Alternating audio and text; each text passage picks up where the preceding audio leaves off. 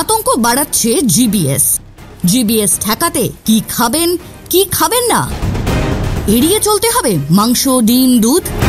ধরুন যে খাবার আপনি অপরিষ্কার, হাইজিনের অভাব রাখা খাবার বা বাসি হওয়া খাবার, পুরনো খাবার, বাইরের খাবার যেগুলোর হাইজিন সম্পর্কে আপনি জানেন না, সেই ধরনের দুধ, চিকেন যেগুলো তাড়াতাড়ি পচনশীল, সেই ধরনের খাবার খেলে ইনফেকশন হওয়ার সম্ভাবনা বেশি থাকে, যেমন ইকোলাই, ক্যাম্পাইলোব্যাক্টার জেজুরি, এবং তার থেকে পরবর্তীকালে ইমিউন মিডিয়েটেড এই গুলেনবেরি হতে পারে। অর্থাৎ ডাইরেক্ট খাবার সাথে কিন্তু সম্পর্ক নেই। বেশি সেফ রাখার জন্য প্রথমত হাইজিন মেনটেন করবেন, নিজে হাত ধোবেন বারবার, এবং খাবার আগে বাচ্চাকেও বারবার শেখাবেন যে হাত ধোয়া অত্যন্ত আবশ্যিক, সাবান দিয়ে অবশ্যই সেই হাইজিনটা মেনটেন করবেন। দ্বিতীয় হচ্ছে যে বাড়ির জল, মানে জলটা যাতে ফোটানো হয় বা জলের হাইজিন যাতে সুরক্ষিত থাকে সেটা অবশ্যই দেখবেন। বাইরের জল, কলের জল, এগুলো যেন বাচ্চা হঠাৎ খেয়ে না বসে। দ্বিতীয় কথা হচ্ছে বাইরের খাবার একটু অ্যাভয়েড করা, যেগুলো সম্পর্কে আপনি জানেন না, অর্থাৎ জানেন না যে সেই বাইরের মাংস সঠিকভাবে রান্না করা হয়েছে কিনা, সঠিকভাবে ফোটানো হয়েছে কিনা সেইগুলো, বা চিজ যেটা হচ্ছে আপনি জানেন না কোন ধরনের চিজ দেওয়া হয়েছে বা তার হাইজিন সঠিকভাবে মেনটেন হয়েছে কিনা, বা দুধ, সেই ধরনের খাবারগুলো অ্যাভয়েড করে চলা উচিত। মানে চিকেন খেতে অনেকেই ভয় পাচ্ছেন, না, ভয় পাওয়ার কোনো কারণ নেই। সঠিক হাইজিন মেনে রান্না হলে এতে ভয় পাওয়ার কোনো কারণ নেই। মানে চিকেন ভাত না, এরকম কোথাও লেখা নেই যে চিকেন ভাত থেকে অসুখটি হবে। হাইজিন যেন মেনটেন থাকে, কোনো ইনফেকশন যেন না হয়। ফলে ফ্রিজে যে কোনো খাবার একটি নির্দিষ্ট সময়ের পরে খাওয়া উচিত না। সেটি শুধু গুলেনবেরির জন্য না, তাতে অনেক ধরনের রোগ হতে পারে, ফলে সেই খাবার খাওয়া উচিত না। এবং সে ধরুন একটি ভাত সে একজন বানিয়ে সে 7 দিন পরে খাচ্ছে এবং সঠিকভাবে গরম হচ্ছে না, সেক্ষেত্রে কিন্তু পেটের রোগ হওয়া অসম্ভব কিছু নয়। প্রতিদিনের ভাত রুটিতেও কি লুকিয়ে ভাইরাস? আমাদের ভিটামিন বি কমপ্লেক্স ভীষণ দরকার। ভিটামিন বি কমপ্লেক্সের মধ্যে B1, B6, B12 এগুলো হচ্ছে ভীষণ ইম্পর্টেন্ট ভিটামিন। এগুলো আমরা প্রচুর ডিফারেন্ট টাইপ অফ ভেজিটেবলস থেকে পাবো। আর আমরা কিন্তু সিরিয়ালস, যেগুলো হচ্ছে কমপ্লেক্স কার্বোহাইড্রেট, যেরকম রুটি, ওটস, দালিয়া, মানে আমরা যে ইন্ডিয়ানরা তো সিরিয়ালসের ওপর মেনলি ডিপেন্ডেন্ট, সেখান থেকে কিন্তু পাবো। এবার যারা খুব ভাবছেন যে আমি কোনো সিরিয়ালস খাবো না, কারণ এখন অনেক কিছু অ্যাডভার্টাইজমেন্ট দেখে দেখে আমাদের একটা লোকের প্রবণতা হয়ে গেছে যে আমরা ভাত রুটি খাবো না, শুধু আমরা নাট সিডস এগুলো খাবো। নাট সিডস ডেফিনেটলি দরকার, তার মধ্যে অ্যান্টিঅক্সিডেন্টস প্রচুর রয়েছে, সেটা আমাদের একটা খুব লিমিটেড পার্ট হিসাবে আমাদের খাবারের মধ্যে থাকবে। কিন্তু তার মানে এই নয় যে আমরা ট্র্যাডিশনাল যে আমাদের ভাত রুটি এগুলোকে বর্জন করব, কারণ নইলে আমি কিন্তু ভিটামিন বি কমপ্লেক্সটা সেখান থেকে পাচ্ছি না।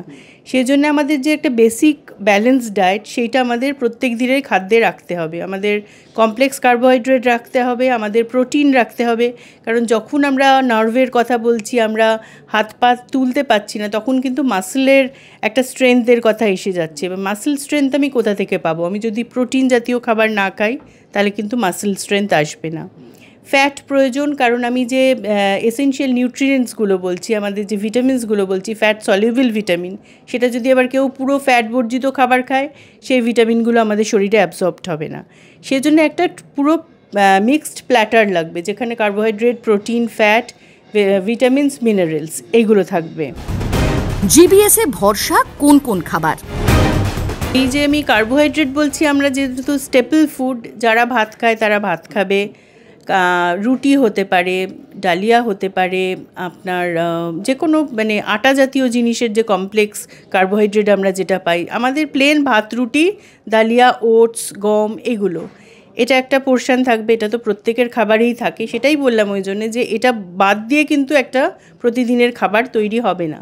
প্রোটিনস তো আমরা পাবো, যারা মাছ মাংস খান, মাছ মাংস, ডিম, দুধ এগুলো থেকে আসবে। যারা নিরামিষাশী তারা প্রোটিন পাবেন হচ্ছে আমাদের ডাল থেকে, ডাল, সয়াবিন, এটাও খুব হাই ক্লাস প্রোটিনের মধ্যে আছে। এটা ফ্যাট আমি বললাম যে আমরা কুকিং অয়েল যেটা ইউজ করছি সেটা ভীষণ দরকার, কিন্তু তার মানে এই নয় যে আমরা স্যাচুরেটেড বা ফ্যাট বা মানে ঘি মাখন জাতীয় নয়। যেটুকু আমাদের রান্নার জন্য যে তেলটা প্রয়োজন সেটা আমরা ব্যবহার করব। তার সঙ্গে প্রচুর পরিমাণে সবজি এবং ফল। অনেক বাচ্চাদেরই আমরা আজকালকাল দেখি যে বাবা মায়েরা বলছে ও শুধু মাছ মাংস ছাড়া কিছু খায় না, সবজি ফল পছন্দ করে না, কিন্তু না, আমাদের একটা কম্বিনেশনে কিন্তু মিলটা রাখতে হবে। যেরকম স্ন্যাক্সটা লোকে আজকাল খুব ভাজাভুজি বাইরের খাবার খেয়ে ফেলছে, এক্ষেত্রে আমি বলবো এইগুলো অ্যাভয়েড করতে। সেই স্ন্যাক্সের জায়গায় যদি আমরা অল্প ফল খাই বা ধরুন ছোলা মটর সেদ্ধ খেলাম, ঘুগনি খেলাম, মানে হোমমেড যেগুলো আমরা প্রাচীনকাল থেকে মানে ট্র্যাডিশনাল ফুড, যেগুলো বাইরের ফুডটা যতটা আমরা অ্যাভয়েড করতে পারি, যে কন্টামিনেটেড ফুড যেন না হয়, সব সময় ফ্রেশলি কুকড ফুড খেতে হবে।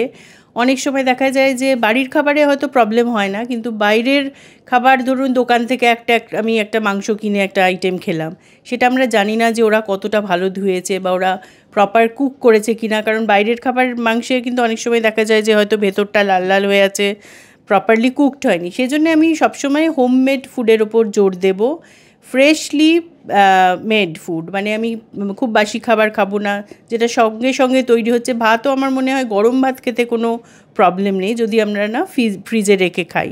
সেজন্য আমাদের পরিচ্ছন্নতাটা, হাইজিনটা মেনটেন করে খাবারগুলো রান্না করতে হবে। আর কাঁচা খাবার যতটা পারা যায় অ্যাভয়েড করে, ফলও যদি আমরা সবসময় হাত ধুয়ে সঙ্গে সঙ্গে কাটা ফল না খাই, সেক্ষেত্রে মনে হয় সেটা অনেক ভালো হবে। প্লাস হচ্ছে কি জল খাচ্ছি, জলটাও যেন কন্টামিনেটেড না হয়, পরিষ্কার পরিচ্ছন্ন জল। কেউ বাড়িতে আরও ওয়াটার খেতে পারেন, টিউবওয়েলের জল খেতে পারেন, এগুলো সবসময় ভালো। যারা বাইরে কাজ করছেন তাদের জন্য সতর্কতাতে সেখান থেকে জল না খেয়ে যদি বাড়ির জলটা ক্যারি করা যায়, আমার মনে হয় খুব ভালো হয়। কোল্ড ড্রিঙ্ক খাবেন না, বাইরের যেগুলো মানে অ্যান্টি ইনফ্লেমেটারি ফুড আমরা যেগুলোকে বলছি, সেই জাতীয় জিনিসগুলো আমাদের খেতে হবে। কারণ যখনই কোনো রকম ভাইরাল অ্যাটাক আমাদের শরীরে হয়, শরীরে একটা প্রদাহ হয়, একটা ইনফ্লেমেশনের ব্যাপার হয়। সেই জন্যে যে খাবারগুলো সুদিং, মানে শরীরকে খাবারে হজম করতে প্রবলেম নেই বা এক্সট্রা কোনো বার্ডেন তৈরি করছে না, সেই ধরনের খাবার খেতে হবে। অ্যান্টিঅক্সিডেন্ট পূর্ণ খাবার যেরকম ভেজিটেবলস, ফ্রুটস, এগুলোর মধ্যে তো রয়েছেই, প্লাস যে কোনো সবজি। আর তবে শাকের ক্ষেত্রে আমি বলবো যে ভালো করে ধুয়ে যেন প্রপারলি কুক করা হয়, কারণ কন্টামিনেশনের ক্ষেত্রটা আমরা খুব এই ক্ষেত্রে আর কি জোর দিচ্ছি, যে যাতে কোনো রকম আনহাইজিনিক জিনিস বা কোনো রকম সংক্রমণ যেন এর মধ্যে থেকে না হয়। সেই জন্য প্রপারলি কুকড ফুড, যে কোনো ফ্রুটস, টক জাতীয় ফল খেলে খুব ভালো হয়, আমলা খেলে খুব ভালো হয়, কারণ যেহেতু আমরা ইমিউনিটি কথাটা বলছি, যে এই ধরনের রোগ প্রতিরোধ করার জন্য আমাদের শরীরের ইমিউনিটিটা খুব দরকার। সেই জন্যে ভিটামিন সি জাতীয় খাবার, যে আমলা, তারপরে লেবু জাতীয় ফল যার মধ্যে প্রচুর ভিটামিন সি আছে, খুব খেলে ভালো হয়।